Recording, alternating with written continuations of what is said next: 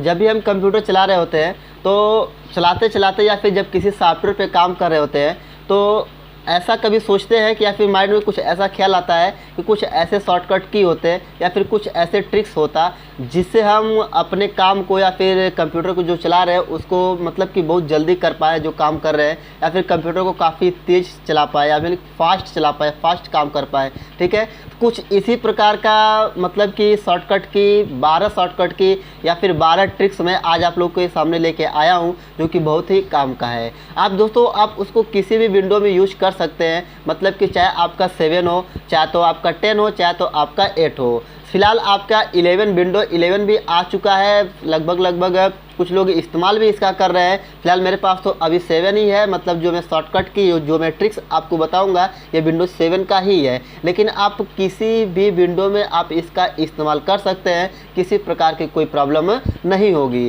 जैसा कि कभी कभी ऐसा कुछ शॉर्टकट की बताया जाता है या फिर कुछ ऐसे ट्रिक्स बताए जाते हैं जो कि 7 में काम करता है तो 8 में नहीं काम करेगा, 8 में काम करेगा तो 7 में नहीं काम करेगा, 10 में काम करता है तो 7 में नहीं काम करता है, और 7 में काम करेगा तो 10 में नहीं काम करता है, ऐसा भी होता है। लेकिन मैं जो आज ही आपको बताऊंगा ये सब में काम करेगा, किसी में भी नहीं, मतलब कि ऐसा नहीं कि किसी भी विंडो में नहीं होगा। ठीक है, आप कोई भी विंडो में इसका इस्तेमाल कर सकते हैं। ठीक है, हाँ अगर वो अलग बात है, अगर आप एक्सपी चला रहे हैं तो हो सकता है कि एक्सपी में काम ना करे, लेकिन अब कोई एक्सपी नहीं चला रहा है। ठीक है, तो चलिए दोस्तों पहले ज़्यादा बात को खींचते नहीं है, चलिए फिर वीडियो को स्टार्ट करते हैं। स्वागत है आपका अपने यूट्यूब चैनल सब सीखो जी में। तो दोस्तों पहले हम सिस्टम को एक बार रिफ्रेश कर लेते हैं। ये हमारा रिफ्रेश हो गया। वैसे तो रिफ्रेश करने की शॉर्टकट की F5 मैंने बताया है, फंक्शन की में जब फंक्शन की का वीडियो बनाया था तो उसमें बताया था। तो F5 से भी आप सिस्टम को रिफ्रेश कर सकते हैं। शॉर्टकट की यानी कि ट्रिक्स नंबर हमारा पहला है कि आप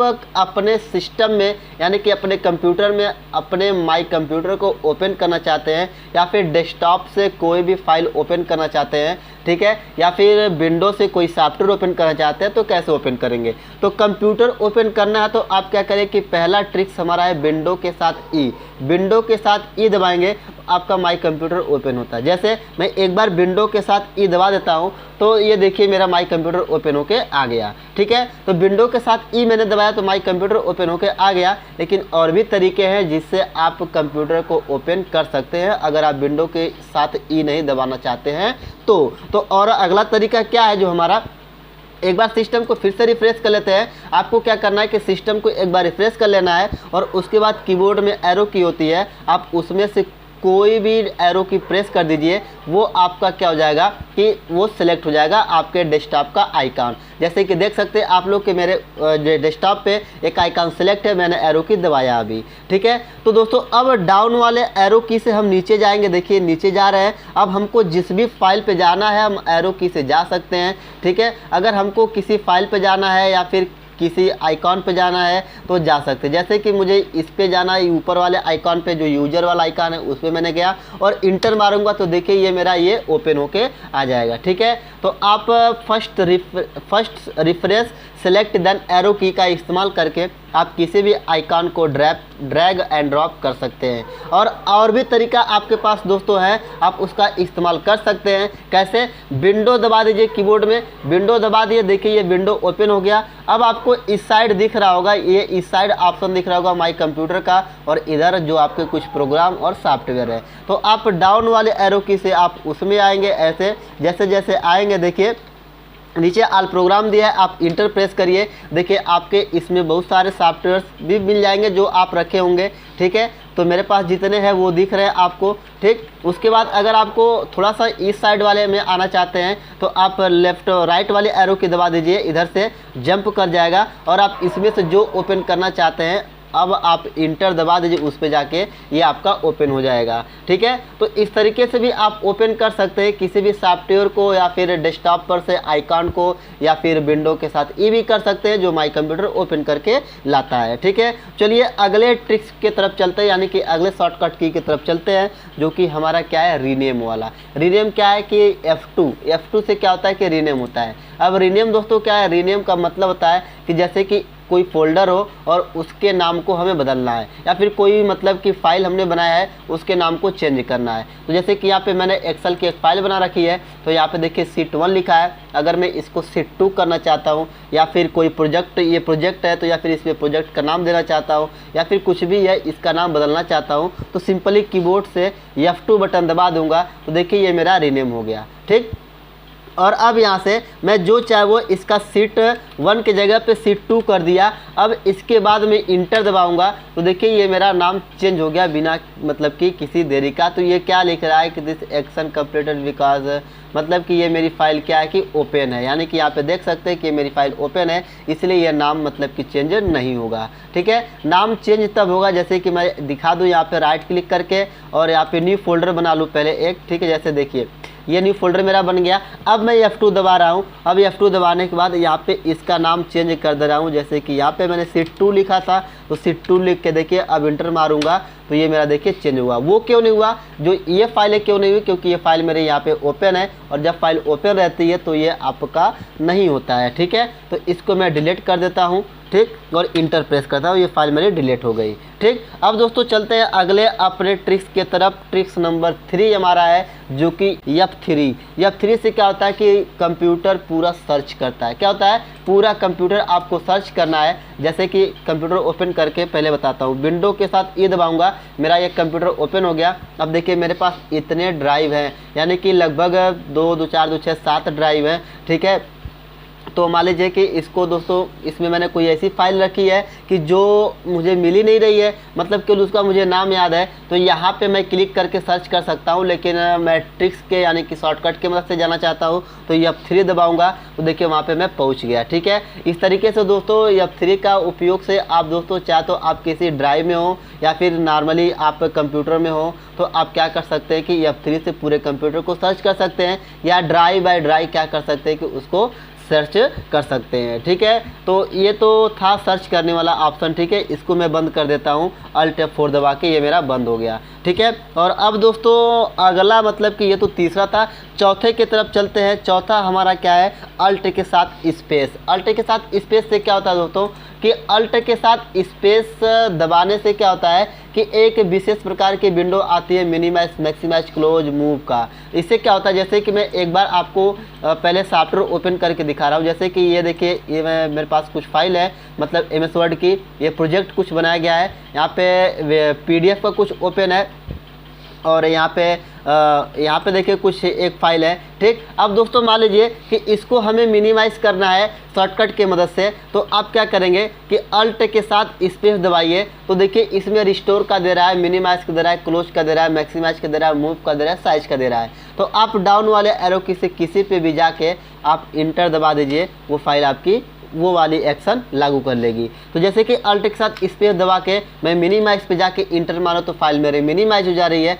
अगर मैं क्लोज पे जाके मारता तो क्लोज हो जाती, अगर रिस्टोर पे जाके मारता तो वो फाइल मेरी रिस्टोर हो जाती। ठीक है, तो जिस पे भी जाके आप इंटर मारेंगे वो फाइल आपकी उस अवस्था में कार्य कर जाएगी। ठीक है, किसको दबाने से, Alt के साथ स्पेस दबाने से आपका ये विकल्प आपको मिल जाएगा। ठीक है, देखिए इस तरीके से, ठीक इस तरीके से आपका ये मिल जाता है। ये तो हमारा ट्रिक्स नंबर 4 था। अब चलिए ट्रिक्स नंबर यानी कि शॉर्टकट की नंबर 5वें पे चलते हैं, जो कि बहुत ही काम का है, अधिकांश इसका यूज किया जाता है। जैसे जिनको पता है वो करते हैं, जिनको नहीं पता है वो नहीं कर पाते हैं। ठीक है, तो विंडो के साथ डी दबाने पे क्या होता है दोस्तों कि ऑल ओपन फाइल क्या होती है कि एक साथ मिनिमाइज हो जाती है। मतलब कि जैसे कि आप बहुत सारे फाइल डेस्कटॉप पे ओपन करके रखे हैं, सबको एक साथ आप मिनिमाइज करना चाहते हैं, तो आप सिंपली विंडो के साथ डी दबाइए, आपका जितने भी सॉफ्टवेयर या फिर जितने फाइल ओपन है सब देखिए मिनिमाइज हो गए हैं। ठीक है, कोई भी नहीं बचेगा, सब क्या हो जाएगा, मिनिमाइज हो जाएगा। ठीक है, मतलब कि ये वो वाला बाण की तरह है, जैसे कि राम ने ताड़िका को मारा एक बाण से, जो तरकुल थे, ताड़ के पेड़ थे, एक साथ कट गए, ये वही वाला बाण है। ठीक है, मतलब कि विंडो के साथ डी दबाएंगे तो वो बिल्कुल राम के उस बाण की तरफ सबको मिनिमाइज कर देगा, जैसे उन्हें एक ही बार में पूरे ताड़ को काट दिया था। ठीक है, बहुत ही ज़्यादा लोग इसका इस्तेमाल करते हैं। ठीक है, ये तो समझ में आ गया होगा। अब आपका जो अगला मतलब कि यानी कि 6वां मेरा जो शॉर्टकट की है वो Alt के साथ टैब है। Alt के साथ टैब क्या होता है कि उससे ऑल ओपन मिनिमाइज फाइल, यानी कि जितनी प्रकार की फाइल मिनिमाइज है आप उसको ओपन कर सकते हैं। कैसे? अल्ट दबा के टैब दबाइए तो देखिए आपको कुछ इस तरीके के ऑप्शन मिलेंगे। देखिए आप जिस पे जाएंगे उस पे आपका वो ऑप्शन दिखेगा, देखिए, है ना। मैं अगर डेस्कटॉप पे जाके छोड़ूंगा टैब तो डेस्कटॉप पे मुझे मिलेगा, और अगर किसी फाइल पे जाके दबाऊंगा मतलब कि टैब को छोड़ूंगा तो मुझे फाइल मिल जाएगी। ठीक है, तो डेस्कटॉप पे मैं टैब जाके छोड़ दे रहा हूँ तो देखिए ये टैब मेरा क्या हो जाएगा, डेस्कटॉप वाला टैब मेरे मुझे मिल जाएगा। सॉरी है तो मैंने वर्ड पे छोड़ दिया तो वर्ड मेरा मिल गया। ठीक है, तो दोस्तों अल्ट के साथ टैब दबाने से क्या होता है कि आप जितने भी प्रकार के मिनिमाइज किए गए सॉफ्टवेयर आप किए हैं उसको आप अल्ट के साथ टैब करके आप ओपन कर सकते हैं। ठीक है, ये मेरा क्या था, छठवां शॉर्टकट की था। सातवां शॉर्टकट की क्या है, मतलब कि जंप पॉइंट। जंप पॉइंट का मतलब क्या है कि आप कीबोर्ड में आपके एक टैब की है, आप उसको दबाएंगे जब तो देखिए वो आपका जंप करेगा। देखिए इस मतलब नीचे फाइल पे गया, अब देखिए अगला इधर आ गया इस शो हिडन आइकन पे, अब दूसरी बार हमारा देखिए डेस्कटॉप पे आ गया। मतलब टैब दबाने से क्या होता है कि ये मेरा मतलब जो पॉइंटेड है ये इधर उधर जंप करता है, मतलब एक जगह से दूसरी जगह पे जाता है। जैसे मैं आपको इसमें दिखा दूँ वर्ड में, देखिए जैसे कि थोड़ा सा नया पेज ले लेता हूँ, नया पेज कंट्रोल यानी से नया पेज आता है, ये इंसर्ट पे चल के यहाँ से और टेबल में चल के कुछ टेबल ले लेता हूँ, तब आपको शायद वो समझ में आ जाएगा। जैसे कि मान लीजिए आप देखिए मैं इस वाले पहले वाले सेल में हूँ और यहाँ से कुछ लिखा इसमें, ठीक है, और टैब दबाया तो अगले वाले सेल में गया, ठीक, सेल में पहुँच गया। फिर इसमें कुछ लिखूँगा, फिर टैब दबाऊँगा, अगले वाले सेल में जाऊँगा, फिर इसमें कुछ लिखूँगा, फिर टैब दबाऊँगा, अगले वाले सेल में जाऊँगा, फिर इसमें कुछ लिखूँगा, फिर टैब दबाऊँगा, अगले वाले सेल में। मतलब कि टैब क्या करता है कि ये जाने का जंप कर करके जाता है। लेकिन अगर आपको मतलब कि बैक आना है, मतलब पीछे आना है, तो ट्रिक्स नंबर हमारा जो है ये 8वां ट्रिक्स नंबर है। आप स्टेप बाय स्टेप जब आगे जाते हैं तो स्टेप बाय स्टेप पीछे कैसे जाते हैं। जैसे गाड़ी को जब आगे ले जाते हैं तो उसमें एक क्या नाम है कि आने के लिए एक गियर होता है, यानी कि बैक आने के लिए एक गियर होता है। तो कंप्यूटर में भी बैक जाने के लिए हमें कुछ चाहिए होता है, तो हम क्या करेंगे, शिफ्ट के साथ टैब दबाएंगे तो जैसे जैसे आप आगे गए होते हैं वैसे वैसे क्या करेंगे कि पीछे आएंगे। ठीक है, शिफ्ट के साथ टैब दबाते हुए, जैसे मैं टैब दबा रहा हूँ, देखिए आगे जा रहा हूँ ना आगे, वैसे मैं शिफ्ट के साथ टैब दबाऊंगा तो देखिए ये मेरा स्टेप बाय स्टेप क्या हो रहा है कि पीछे आ रहा है। ठीक है, वैसे दोस्तों मैं आपको दिखा दूँ एक बार अल्ट दबा के यहाँ से, देखिए अब ये मेनू बार मेरा एक्टिवेट हो गया। अब यहाँ से एच दबाऊंगा तो ये देखिए मेरा खुल गया। अब मैं टैब दबाऊंगा तो देखिए मेरा पॉइंटर अभी यहाँ पे है, टैब दबाऊंगा देखिए कहाँ कहाँ जाता है। देखिए इस तरीके से आप सब पे जा सकते हैं टैब से। आपको दिख रहा होगा कि ये मेरा क्या नाम है कि टैब दबाने से सब पे बारी बारी से जा रहा है। ठीक है, देखिए है ना, सब पे जा रहा है, धीरे धीरे सब पे जाएगा। आप जिस पे जाना चाहते हैं उस पे आप इस्तेमाल करके जा सकते हैं। ठीक है, ये टैब का इस्तेमाल है और शिफ्ट के साथ टैब का इस्तेमाल, मतलब ये टैब का और शिफ्ट के साथ टैब दोनों का मैंने इसमें बता दिया।